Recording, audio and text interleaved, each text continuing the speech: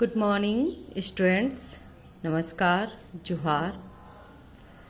मैं doctor Anjana Singh, PG department, Kolhan university Chaibasa में assistant professor के पद पर कार्यरत हूँ। आज मैं पीजी सेमेस्टर 2 के स्टूडेंट्स के लिए एक नया टॉपिक जो कि CC4 से रिलेटेड है उस पे मैं चर्चा करूँगी। और आज का जो हमारा टॉपिक है वह है राष्ट्र संघ की उपलब्धियां, achievement of the league of nation. राष्ट्र संघ की उपलब्धियों को जानने से पहले हमें यह जानना पड़ेगा कि राष्ट्र संघ की स्थापना कब हुई थी। तो जैसा कि मैंने पिछले अध्याय में ही कहा था कि राष्ट्र संघ की स्थापना 10 जनवरी 1920 में हुई थी और जो इसका मुख्यालय है वो जेनेवा में स्थित है। और जो राष्ट्र संघ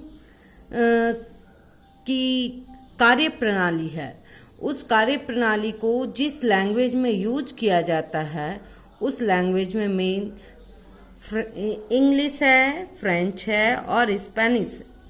ये तीन ही भाषाओं में राष्ट्र संघ के सभी कार्यकलाप किए जाते हैं और जो इसके अध्यक्ष होते हैं वो महासचिव कहलाते हैं। अब हम देखेंगे कि राष्ट्र संघ की उपलब्धियां क्या थी। Achievement of the nation, league of nation. तो इसमें हमारा जो पहला ध्यान हमारा आकर्षित करता है वह था, पहला पॉइंट हमारा ऑलैंड आइसलैंड। ऑलैंड का प्रश्न, इसके पहले ही हम लोग जान चुके हैं कि प्रथम विश्व युद्ध में देश के पूरे विश्व ने इसमें सम्मिलित होकर अपना अपना योगदान दिया और इस युद्ध से हमें काफ़ी जान माल की हानि हुई।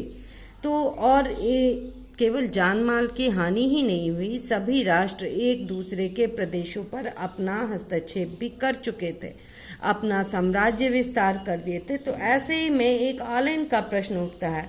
1920 ईस्वी में जो ऑलैंड का द्वीप समूह उसके लिए स्वीडन तथा फिनलैंड में आपस में झगड़ा हो गया। राष्ट्र संघ ने इसे यानी कि ऑलैंड को फिनलैंड को वापस देकर झगड़े का निपटारा कर दिया। इसी तरह से हमारा अगला पॉइंट है साइलेशिया का प्रश्न। Settling the division of upper silicea.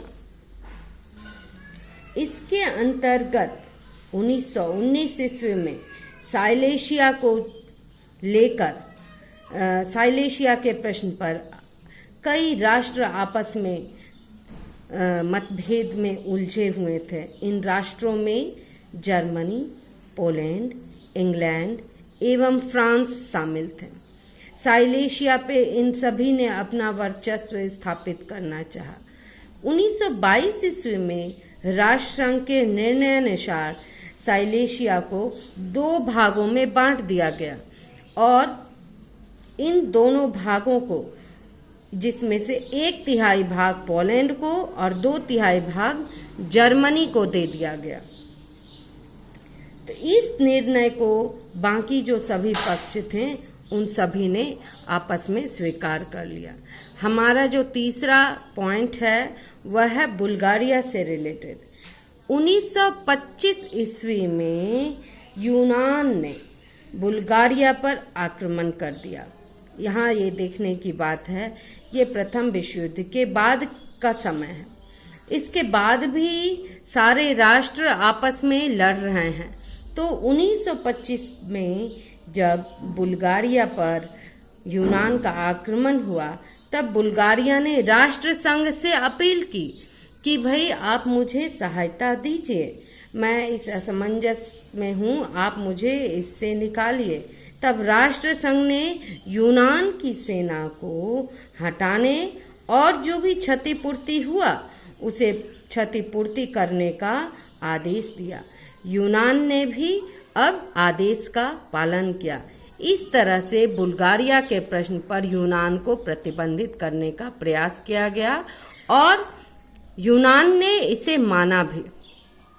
हमारा नेक्स्ट है विलेना का प्रश्न। विलेना जो था 1911 ईस्वी में लिथुआनिया की राजधानी जो कि विलेना थी, इसी के प्रश्न पर लिथुआनिया और पोलैंड में आपस में झगड़ा हो गया और जो विलेना था लिथुआनिया को दे दिया गया, लेकिन पोलैंड इस पर अपना दावा कर रहा है। अब ये सारी समस्याएं राष्ट्रसंघ के सानिध्य में लाई गई, जिसमें फ्रांस पोलैंड का समर्थन कर रहा था। इस तरह से 1920 ईस्वी में राष्ट्रसंघ ने विलेना को पोलैंड को वापस दे दिया। हमारा नेक्स्ट है अल्बानिया का प्रश्न, जो guarantee the security of Albania को किस तरह से सुरक्षित किया जाए। तो हम यह देखते हैं कि अल्बानिया भी इसी तरह के संदेहों में घिरा था। उन्होंने भी राष्ट्रसंघ से अपील की कि भाई हमें इस ओर भी आप सहायता प्रदान कीजिए, और राष्ट्रसंघ के हस्तक्षेप के बावजूद अल्बानिया को सभी संकटों से मुक्त किया गया। कोलंबिया और पेरू का प्रश्न। 1932 ईस्वी में पेरू ने कोलंबिया के लेटेसिया नामक सीमावर्ती प्रदेश पर अधिकार कर लिया, तो राष्ट्रसंघ ने दोनों के बीच समझौता करा दिया। फलतः लेटेसिया और कोलंबिया को वापस मिल गया। लेटेसिया जो था वो कोलंबिया को वापस मिल गया। इस तरह से हम देखते हैं कि इसी आर्थिक मंदी से रसिया का बचाव जो किया गया था, उसमें राष्ट्रसंघ की अहम भूमिका निभाई गई थी। आर्थिक तथा राजस्व संबंधी ये जो सारे अभी हमने जिन पे चर्चा की वो पॉलिटिकल व्यू के तरफ से थी। राजनीतिक में क्या किन किन क्षेत्रों में इन्होंने अपना योगदान दिया। अब जो है वो गैर राजनीतिक क्षेत्र में आप देखेंगे कि राष्ट्रसंघ ने 1921-22 में जो ऑस्ट्रिया को अंतर्राष्ट्रीय कर्ज देकर नष्ट होने से बचा लिया। हमने देखा था कि राष्ट्रसंघ में कई तरह के कार्यालय बनाए गए थे, उसी के अनुसार इन्हें राष्ट्रसंघ को ऑस्ट्रिया को उन्होंने अंतर्राष्ट्रीय कर्ज दिया, जिससे ये अपने सारे कार्यों को कर सकें, और इस प्रकार इसके द्वारा बुल्गारिया, हंगरी और ग्रीस की भी सहायता की गई। हेल्थ इशू के संबंध में भी राष्ट्रसंघ ने अहम कदम उठाया है। स्वास्थ्य संबंधी क्रियाओं के अंतर्गत राष्ट्रसंघ ने बहुत अधिक प्रयास किया। इसने पूर्वी यूरोप में फैली टाइफाइड, हैजा जैसी छूत की बीमारियों को रोकने का प्रयास किया। एशिया माइनर से लौटने वाले शरणार्थियों को जो बीमारी थी उसे भी रोकने का प्रयास किया। इसके अलावा वहां पे अनुसंधान, खोज और स्वास्थ्य सुधार के भी कई प्रयास किए गए। सामाजिक तथा मानवीय तत्व संबंधी सोशल और ह्यूमैनिटीज में भी राष्ट्रसंघ ने अपनी अहम भूमिका निभाई। राष्ट्रसंघ जो थे सामाजिक एवं मानवीय क्षेत्र में कई प्रयास किए जो कि प्रशंसनीय है।